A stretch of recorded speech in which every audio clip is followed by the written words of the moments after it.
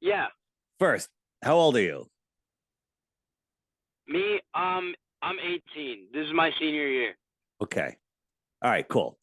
Um, and tell me about the class. Like you guys had me on, and I'm coming on as a radical, and then you guys analyze why I'm radicalized. Is that the gist of the class? So basically, what we do is we have speakers come in, and so they're from like certain groups. A lot of people in the past have been asking for kind of like a conspiracy theorist speaker, and so they brought you on this year. And so we heard you out. The next day we had a debrief. We did. I don't think for you exactly we place you on a political spectrum, but for most speakers we put them on a little political spectrum chart in between like where we think they are, and then we also talk about like what interesting things you said or what we didn't agree with you or like what you said in general and like what we thought about you. That's and then at the end we get to write a journal, and so that journal is kind of like an essay, and then we get to pick out which speaker we want to do. Okay. And how'd that go? Um, it was it was pretty funny. We for example, I said you made some pretty good points. I personally don't believe in the flat Earth, but Okay. I would like to learn a lot more about it and like Sure. why you guys think that way. Yeah. But I personally made I thought like for example the Antarctica thing surrounding us, I thought that was pretty cool. It was a pretty cool like point that you made. And a lot of people were saying like he was I mean, it was cool the presentation itself, but he was just talking way too fast just to cover up his facts and everything. Yeah, yeah. So the reason I talk so fast is that I have 44 minutes to try to give you guys as much information as possible. So it's really Yeah. it's not any way to learn about flat Earth. I was trying to give you guys enough seeds that something would germinate and then you would go look at it yourself. So you just said you don't necessarily believe in a flat Earth. That's good. You shouldn't believe anything. You need to know things. But that would assume you believe the Earth is a globe, right? If you don't believe Yes. in a flat Earth, you believe a globe. So why do you believe it's a globe? What scientific evidence do you have that makes you believe it's a globe? Um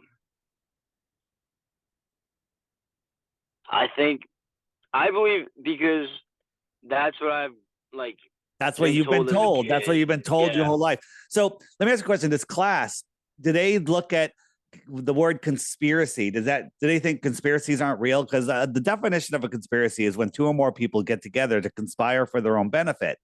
And I'll tell you this: conspiracies happen in your own family, in your own house, let alone Yeah. governments and beyond. So, when you look around the world at the amount of deception there is, it's so big that it's hard to see. It's hard for people to realize, and it's scary to realize. Once you realize, the amount of deception in this world, it's shocking to some. So it's better to just live in your bubble and and just believe what the mainstream news tells you. And we have a song called television watching news believer, and Yeah. it's quite interesting. So if it's cool, can we take it this way? Let's talk about why you believe the Earth is a globe, okay? And I'm gonna Okay. like at each point that you bring up, let's discuss it. Let me show you what I have and see if it changes your mind or not. Okay. All right. I think it's a globe because like the gravitational pull at least to me that makes sense. Okay, what gravitational pull are you talking about? Are you talking about Einstein, Einsteinian gravity, or Newtonian gravity? Newtonian gravity is the story is an apple fell and hit Newton in the head, and then he figured, oh, mass attracts mass. Do you know that in the science community is only a theory, that they've never proven gravity? No, I did not know that. Yeah. And oh shit, what happened there? So oops, hold on, I just lost something. What is going on here? I just lost all my things. Hold on, there we go. All right. So whoa. You gotta hold on 1 second. I gotta read. Yeah, you're good. What happened there? Okay, so gravity. It's only a theory, and when they're talking about mass attracting mass, they realized there wasn't enough mass in the universe for it to work. So they made up dark matter and dark energy, which accounts for 96% of gravity. All right, 96%. And that's when you have a theory that's off by 96%, you throw the theory out. You don't just replace it with nonsense. But they had to replace it with something, because if they didn't, then they'd have to admit that their entire system's wrong, right? Flat Earth says down is down. Down, this falls into my hand because it's more dense than the air around it, period. Okay. And a helium balloon goes up because it's less dense than the air around it. So have you guys learned about the 3-body problem? No. All right, let me teach you about that real quick. So the 3-body problem is this: you got a sun, it's got some mass, and you got a planet, okay? And they're holding on to each other, and they're doing their little orbit. And we can get a computer simulation and say, all right, we got a sun, we got a Earth, and simulate, and the computer can figure out what it's gonna do forever, exactly, perfectly. Then you add a 3rd body like a moon or another planet, and the entire thing goes into what they call the 3-body problem. It becomes unpredictable. These are 3 bodies of the same size, and even though they're the same size, right? We don't have anything that's the same size. They start going into chaos mode, and no computer can figure out what they're going to do. Other than maybe a second or two in advance, right? You can't figure out what it's going to do next because that's how gravity would work. So they can't model it, but they just claim, oh, gravity, and when you have gas in a vacuum, if you make a hole in that container, it violently fills the available space, right? You understand that? Yes? Gas, like when you open up a soda can, what do you hear? You hear, psh. That's because the pressure is equalizing with the outside air instantly. Okay, that's good. Okay. So where was I going with that? I was on another tangent, but that'll come back to me in a second. So going back to gravity for a second, then I'll come back to that. So nothing can predict what's going to happen. That's where I was going with the gas. So they tell us that our sun is made of helium and hydrogen, right? So when you have gas, it fills the available space. At what point does gas say, oh, there's so much of me, I'm now going to collapse and create a nuclear furnace, right? That is a made-up story. There's less than zero scientific evidence of gas collapsing upon itself. Right? Gas violently fills the available space. If we're going to have a barbecue and I said, hey, go get some propane, but don't bring the tank, just bring the propane, you couldn't do it because the liquid gas would turn into gas, air gas, gas or whatever. And then it would expand and it would just fill it would just dissipate instantly, equalizing. That's what, wind is. Wind is gases, low pressure filling high pressure, or high pressure filling low pressure. So the gravitational model is complete and total nonsense. It makes no sense, but you have to believe it because without it, nothing will, the air would leave the Earth and fill space, and if we're on a ball, you'd fall off, right? Let's say this case, let's say this was a 5-pound weight, and I wanted to push it up against the bottom of my hand. What's the minimum amount of pressure I would need to push up to get a 5-pound weight up there? 5 pounds, right? Right. 4 pounds, and it would be down here. 6 pounds, nice and solid, right? So I'm pushing it up 5 pounds. If this was 25 pounds, how much pressure would I need to push it up? 26. 20, yeah, 20, even 25 would do it. 25.00001, and that would get it up there. Okay. If the Earth is a globe and there's hundreds of quadrillions of tons of water on the bottom, how much pressure would you need to hold that water up? A lot. Yeah. So we're spinning on a globe. Now, also, you know what centrifugal force is? Yeah. Right. So when you spin, water will go to the outer perimeter, right? So the Earth is spinning. Why doesn't the water all go to the equator? Why isn't there a hump of water at the equator? And let me tell you this, Neil deGrasse Tyson, the high priest of scientism, says there is a bulge of water at the equator 14 miles high. 14 miles high, but the Earth is so big you can't notice it from space. Think about this. 14 miles high, 14 miles high, that's 3 times the height that an airplane flies, right? An airplane cruises at about 5 miles. How come Africa's not underwater? Right? This is what mainstream science tells you about gravity. I'm the radical, right? I'm the one that has crazy beliefs. The stories that they tell you are insane. Mainstream science says, the spokesman, Neil deGrasse and Bill Nye, and they say we don't have time to talk to flat earthers. There's more important things in the world. But then they make, you know what a straw man is? A straw man is when you misrepresent somebody's argument with a stupid argument and claim that's their argument.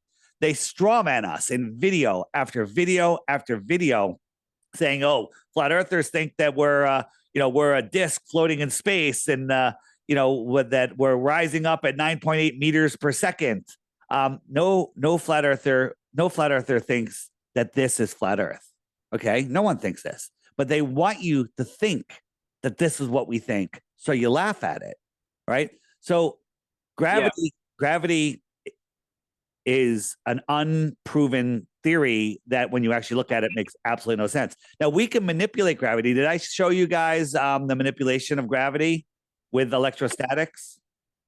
I don't remember. Let me show you. How much time you have? Okay. Are you focusing? Are you moving around? What are you doing? I'm taking notes right now. Okay, you're not walking around and multitasking is what I'm saying. Yeah. Okay. Yeah. So gravity, so we live in this electric realm. This is not a theory. Every single thing, from the air you breathe, from your body, from the food you eat, to the rocks on the ground, to the trees, everything has an electrostatic charge to it. That's just physical science. Everything has electrostatic charge. The Earth has a measurable negative charge, a neutral or negative charge, whatever you want to call it. And the Earth is not moving. And everything above the Earth has a positive charge. Positives and negatives attract each other. The Earth is not moving, okay? And there is a measurable. Do you have a drone? You have a drone? A drone? A drone, like a toy drone. No. Okay.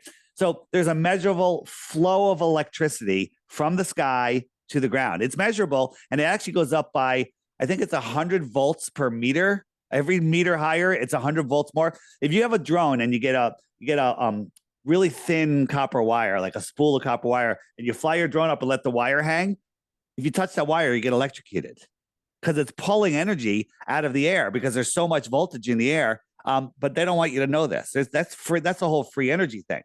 But so the main reason things go down is because they're more dense than the air around them, right? I had a handful of rocks and ping pong balls and I held them over a pool, and a helium balloon, open my hand. The helium balloon's going to go up. It's less dense than the air. The rocks and the ping pong ball are going to go down because they're more dense than the air. The ping pong balls are going to sit on top of the water because they're less dense than the water. And the rocks will go to the bottom of the pool because they're more dense, buoyancy and density, right? And we believe that the electrostatic flow, it just sets the direction, okay?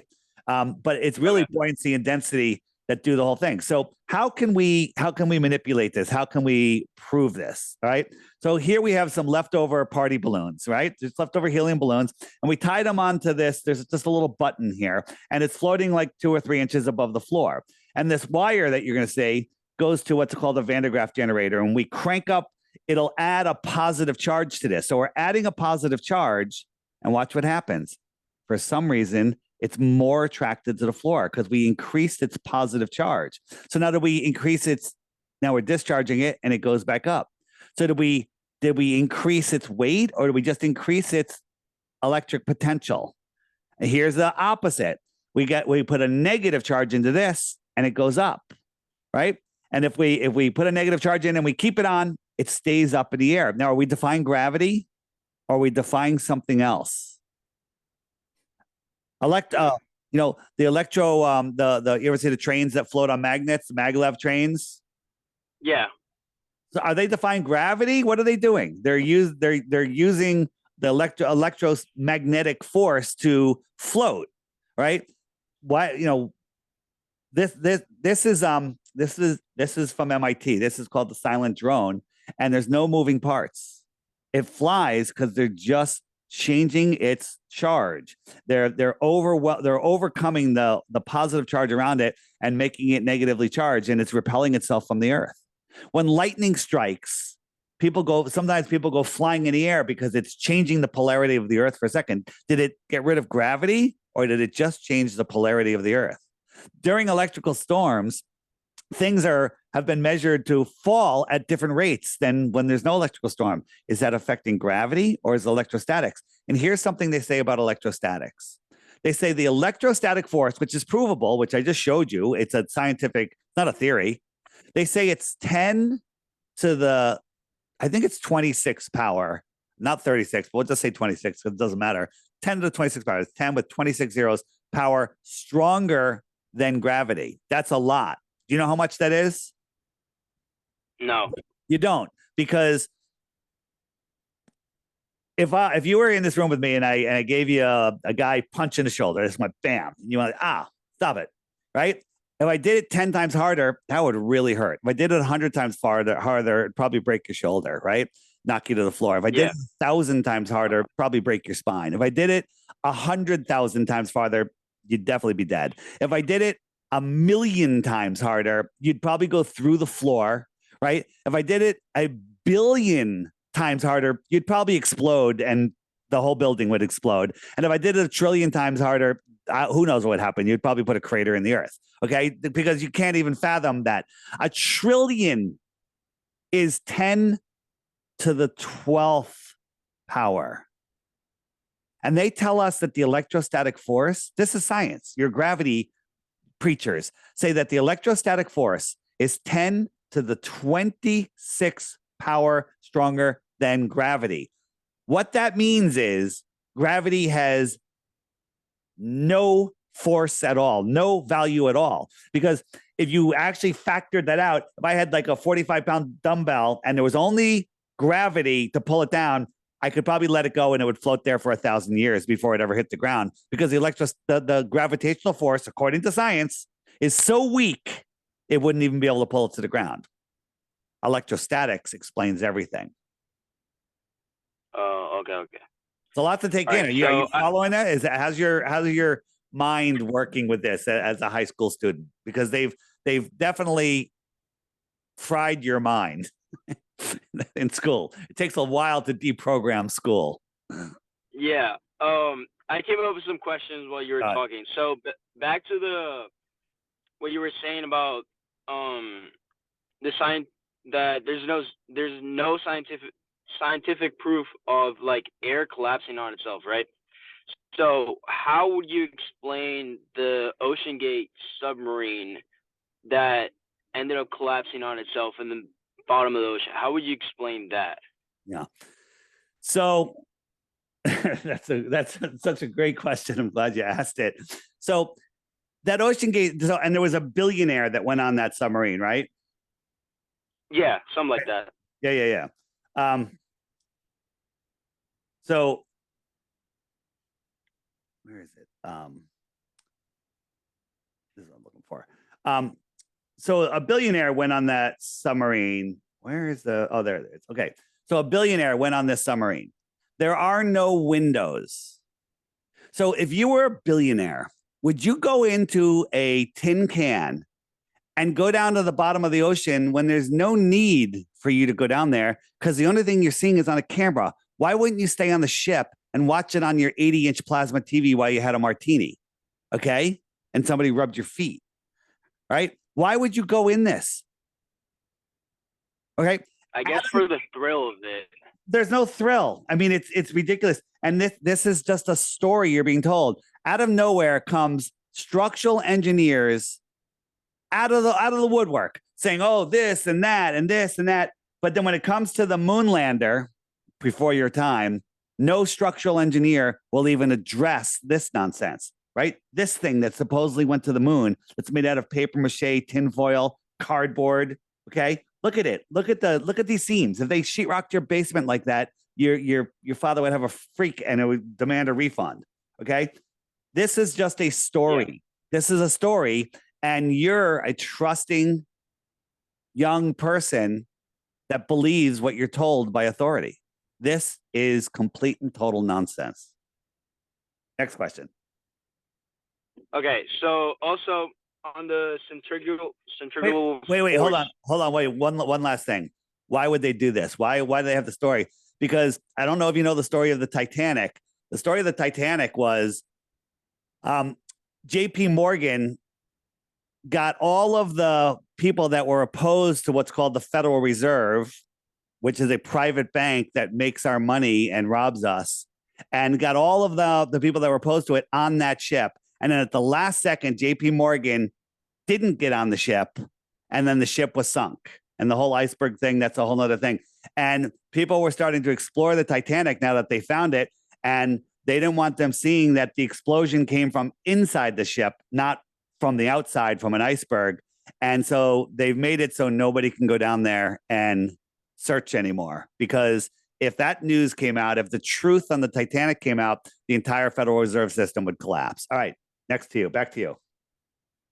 Okay, so on the centrifugal force that we were talking about, so whenever you're like, you've seen those like G-force training things, right? That they pull you. Okay, so if we were spinning like that, wouldn't the water and like everything else be pulling towards inside of the earth instead of like the electromagnetic charge that you explained?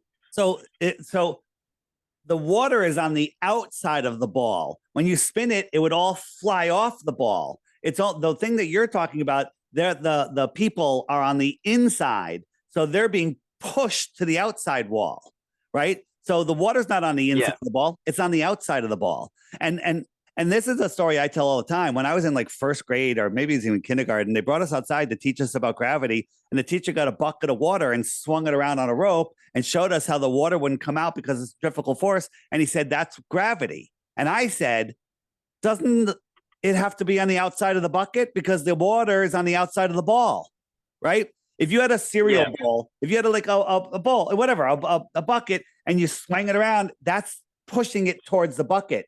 Now turn the bucket over and swing it. It's all going to fly away. The water is on the outside of the earth bucket. It doesn't work. So you got to think these things through, because they're going to tell you things and you're going to go, oh, that's easy. I'll just memorize that and regurgitate it. But what you just asked me is a nonsensical question, because it wasn't even phrased right. Okay. By the way, we were all in your position. When you come to realize the truth, you're going to kick yourself. Like, how did you ever believe this nonsense? But go ahead. These are going to be more of like, not personal, but like kind of like more related to like how you got into this. Sure. Okay. So my first question is, how did you get into like flat earth? Like, when did you start believing in it? And when did you realize like it's a true thing? Yeah. So I'll give you the quick story. I watched a show called Money Masters years ago about what is money, because I was like, what is money? Why are dollar bills worth something? And then I really found out that money is just it's a fiat, which means it has no value. It really has. It just has a belief system behind it. And then I got into the Federal Reserve, which I was just talking about a little bit. Realized that that's a private bank. America doesn't even make their own money. They get it from a private bank that benefits from us borrowing money from them that they make out of thin air. And so then I did a podcast looking into other conspiracies and stuff. And when I say conspiracies, I'm not a conspiracy theorist. I'm a conspiracy analyst. I actually look and verify the things I'm told to see if I'm being told the truth. And during that podcast in the third year, people started sending me flat earth stuff. And I said that you're too stupid to listen to our podcast. And I would ban them from commenting, ban them from our Facebook, ban them. I like, you're done. You're too stupid. But then I was forced to look. And then when I looked, I went into the bad attitude. I went in to disprove flat earth. I went in to prove the globe with a bias. And no matter what I did, it got worse and worse and worse. Every time I said, okay, well, there's got to be curvature. You know, on a ball, there's a set amount of curvature at a certain distance, and we shouldn't be able to see beyond that physical limit. That physical limit, by the way, is 3 miles for a 6-foot tall person over perfectly calm water on a perfectly clear day. If the water is wavy, it's even closer.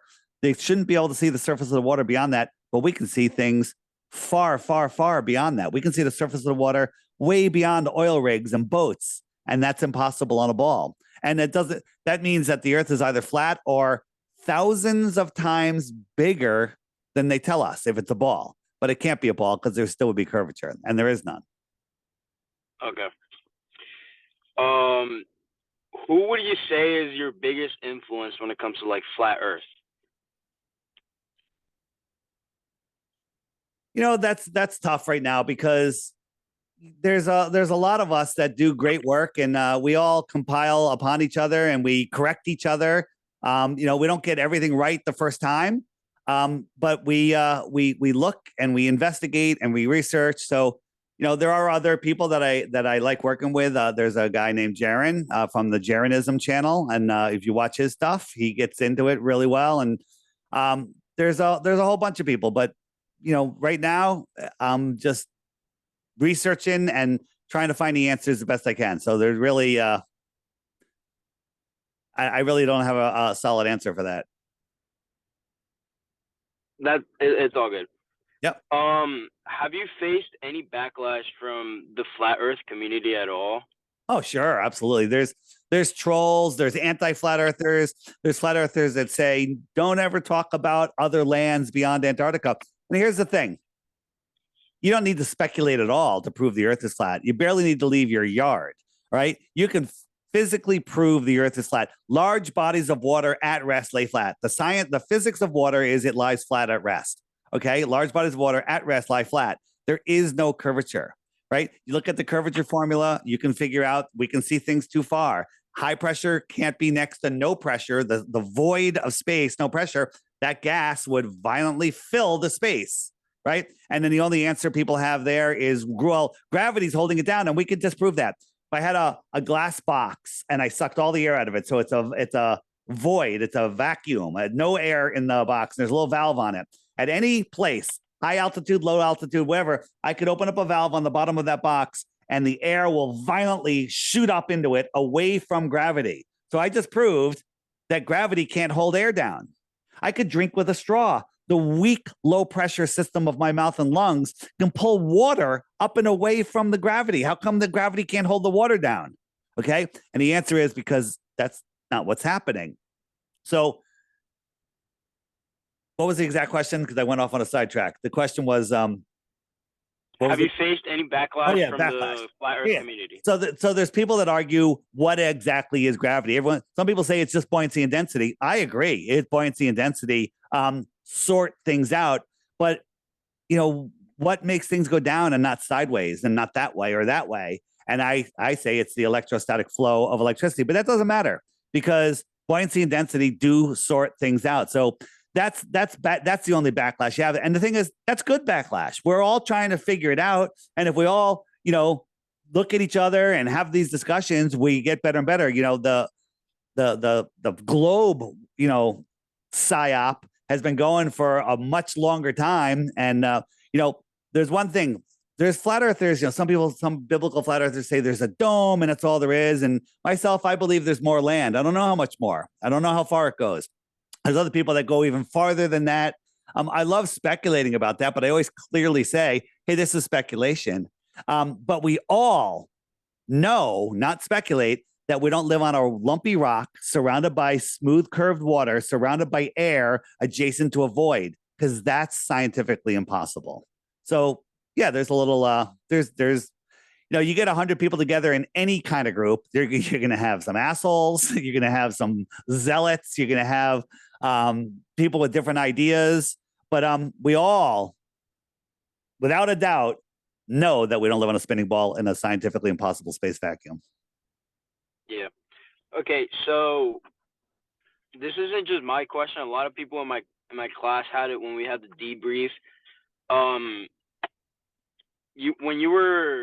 When you had your presentation with us, you kept referring to they, and we just want to know like who's they. Yeah, no, I got it. The answer to that is there are the royal families, the royal bloodlines. Did you know that every president of the United States is related? Goes back to a specific king. I think it's King George or something. They're all related. Isn't that weird? All but one. Okay, I forget which one it is, but they're all related. So these bloodlines, these royal families, have been ruling the world for a long time. And they here in America, they like you to think, well, you can vote left, you can vote right, and that way you're picking your own slave master. Okay, you're giving away your God-given rights to these families, the families that we know, the Rothschilds, the Rockefellers, the royal family, but I think that there's controllers beyond them, right? And Yeah. there's I don't know, you probably don't even know these groups. You have the United Nations, them, the Bilderberg Group. These are unelected world leaders that make policy for the earth. Who the hell are these people? You got the Club of Rome. You have all of these different agencies that rule over us, and they're unelected. You got the Trilateral Commission. You may have heard of them. Council of Foreign Relations, right? Yeah. These are the they, and there's probably they beyond them that we don't know. Let me ask a question. Do you shop at Target, Walmart? Yeah. Okay. Who's the CEO? I got no clue. Yeah, right. You don't have any clue. Okay, neither do I. All right. So that doesn't mean it doesn't exist. It's just we don't know. But you probably could find out, but maybe he's being told what to do by somebody else that you don't know about. Okay. That isn't listed on their thing. So that's what I'm saying. So there's the they right there. There are people that are trying to control your life, right? You're being brought up on an open farm. They're farming humans. They want us to work, go to school. You're in high school. Then you're going to go to college. You're going to put your family in debt unless you're well off. Okay. You're going to come out of college. You're going to get a job, and you're going to work your entire productive life away, 9 to 5, if you're lucky, only 5 days a week. And then you're going to come home on the weekend. You're going to watch sports because if your team wins, you have a victory, and that frees your mind. You're like, oh, we won. The New York Jets won, right? I never had that victory. And then they'll promote alcohol because they want you drinking. They want you, watching sports, and then you got to go to work. And then the stated goal of the pharmaceutical medical complex, that really run the world, they want every single person on at least 3 different lifelong medications. Okay. I take 0 medications, 0.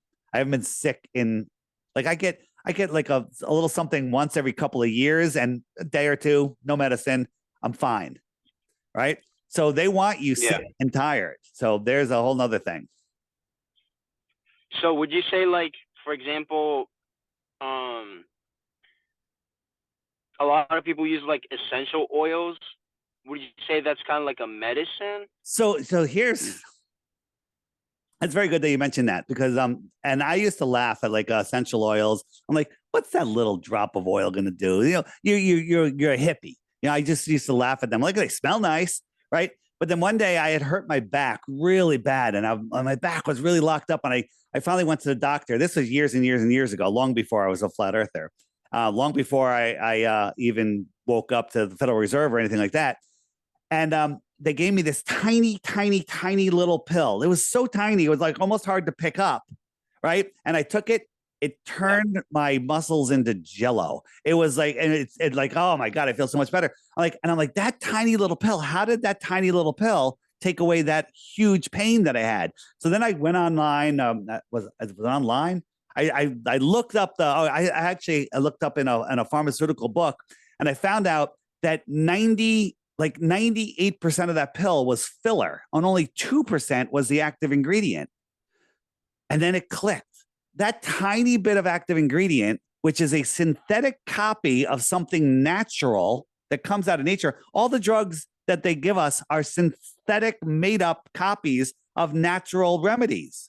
And then I realized, wow, one drop of peppermint oil is 1,000 times stronger than that stupid pill. Okay. And then I started realizing, wow, all of these natural medicine, Eastern medicine is way better than the pharmaceutical medicine that they took over here. There used to be all sorts of schools of medicine here, but then the Rockefellers again came in and they said, we're shutting down everything from homeopathy to naturopaths to everything, and only allopathic medicine with drugs made from oil, made from the oil industry, is the only thing that we're going to fund. And so if you want your hospital, your school, whatever funded, you have to use this medicine and you have to follow this protocol. And these are protocols to make you sick. There is no money in making people healthy. If you cure something, you lost a customer. That's not a conspiracy theory. That's true. That's true. Okay. Would you say you believe in essential oils then, as a quote unquote way to heal your body? Well, there's so many. I use essential oils, and like if I have a headache, I take some essential oil. I'll smell it or get some.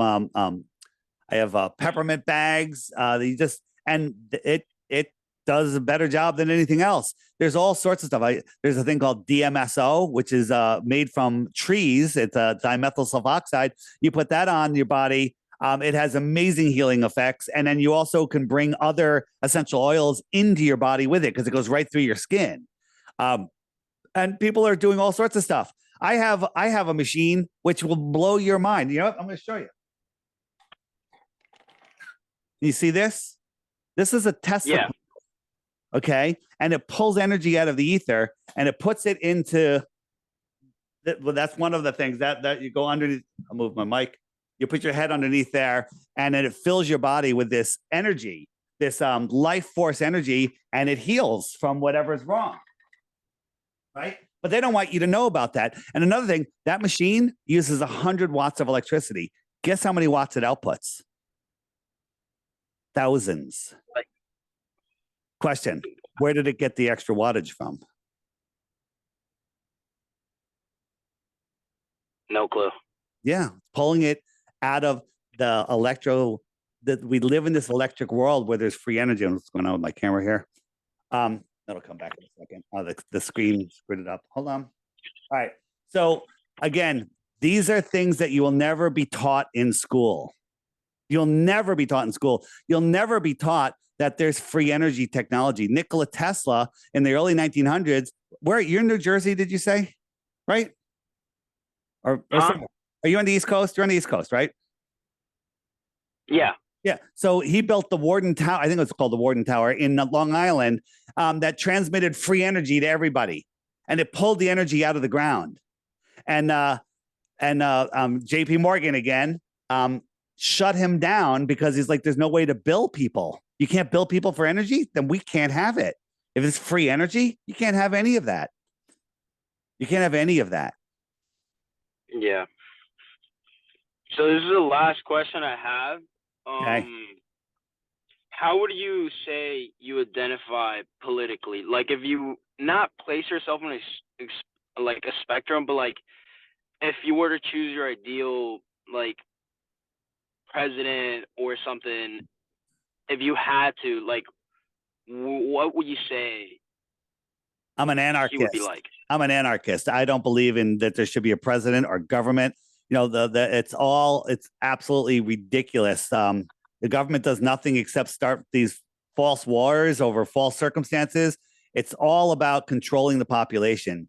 They want to keep us sick, tired, poor. They want us dead as soon as we're past our useful years, and they keep the population as low as possible, not because of overpopulation. You know, you're taught that in school there's overpopulation. You know that every family in America could have a quarter acre in Texas, and the rest of America would be empty. Every family in the world could have an acre in Australia, and half of Australia would be empty. Right? They're saying that we're overpopulated. That's nonsense. I built a little 2 5x10 raised gardens in my yard, and I fed my whole neighborhood. Okay. They want you believing in utter nonsense. What if, you know, you're going to go to work after you're out of school, and most of your work is going to go to pay for energy, for gas for your car, for heat for your house, air conditioning, right? What if all of that was free? That would free up some time. Right, that would free up your life. What if there was other places to go that they're hiding from us right here within our world pond? What if there was other continents hidden in the southern oceans that we don't know about? Interesting. Wouldn't you want to check them out? They don't want you knowing what's right in our backyard. And they have your mind trapped in this ball, right? And it's overwhelming to think that, especially at 18 years old, because, you know, you're growing up in a world that is filled with lies. And, you know, once you understand that everything is an illusion, then you found the truth. And the opposite is true. Once you find the truth, you find out that everything's an illusion. Yeah. And then I got one more question. While you said that, okay, so since you're an anarchist, right? Have you ever like protested against the government or like anything, like in your youth years, or like even like now? Have you ever like protested against the government and protested against anything that the government has done that you don't agree with? I think marching in the street is literally just to blow off steam. I have gone up against town officials, and I've gone to their offices, and I've met them at coffee shops with other people and educated them on stuff that they were doing that was wrong and corrected their behavior. I've done stuff like that. So that's better than protesting. I'm having actual adult conversations with officials. So, you know, I didn't cooperate with the nonsense that was going on in 2020 with, you know, everything they were telling us to do. And I had some run-ins with the police, but I held my own, and you know, I'm a better man for it. So, you know, you're growing up in a world that's filled with lies, and the faster you figure out what it is, the better off you're going to do. But if you just go with the flow, you're part of the problem. And you know, that might seem a little radical, but the thing is, once people wake up to the reality of our world, which is not a spinning ball flying through an infinitely impossible space vacuum, they never go back. Why is that? Why aren't they going back? Why does mainstream straw man us when, if it's real, why don't they just, you know, I guess it's called a steel man us, show us the truth, but they can't, because they don't have the truth. We have the truth. And why are we the only ones? We're not the only ones. The amount of people that know about the flat earth is through the roof. It's getting bigger and bigger. And you're going to see, I think within a very short period of time, there's going to be a mass awakening. And then when that happens, everything's going to change. All the governments are going to, you know, and here's the thing about protesting. We don't need to attack and fight the government and the bad parts of things that are going on. We need to ignore them and create a better system. We need to ignore them and create a better system that everybody wants to go with, and then they just fade away. We forget about them. We don't need to take anyone down. We need to create a better system. That's how the world works. Your mind creates your reality. Everything you have in your life is because of the way that you think. So be careful with your thoughts, be careful with your words, because they're creating your reality. Somebody that says, oh, I'm never going to have enough money. Guess what? You're never going to have enough money. Someone who says, oh, I'm so tired. You're going to be tired all the time, right? Oh my God, I'm never going anywhere. I'm never going to find a boyfriend or a girlfriend. I'm never going to do this or that. That's right. You aren't, because that's the world you're creating. The biggest conspiracy in the world is this realm is conspiring to bring every thought that you have to you, good or bad. So when you go watch a horror movie and you focus on that, some crappy shit's going to go on in your life, right? But when you focus on good things and take action in that direction, literally everything conspires to you. They say birds of a feather flock together. That's a vibrational statement.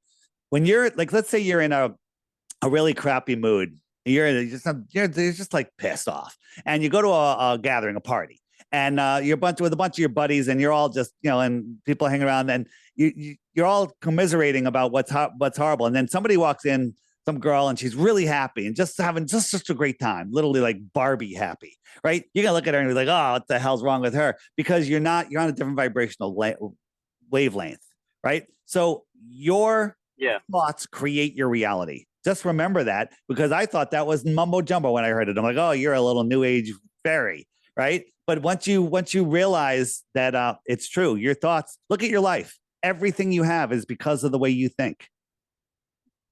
Just look at it. And that's the way it's always going to be. Do you know about a manifestation board? You know what that is? Yeah.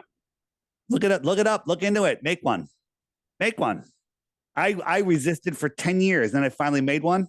5 years later, I was like, holy crap, every single thing came true. I'll definitely take that into account. Okay. Yeah, so that's everything I got. I appreciate you taking some time out of your day to help me write this journal on you and answer some of the questions that I had. All right, man. Good luck, and try to prove the globe, and you'll end up being a flat earther. All right. Thank you. Have a good day, man. All right. See you. Bye.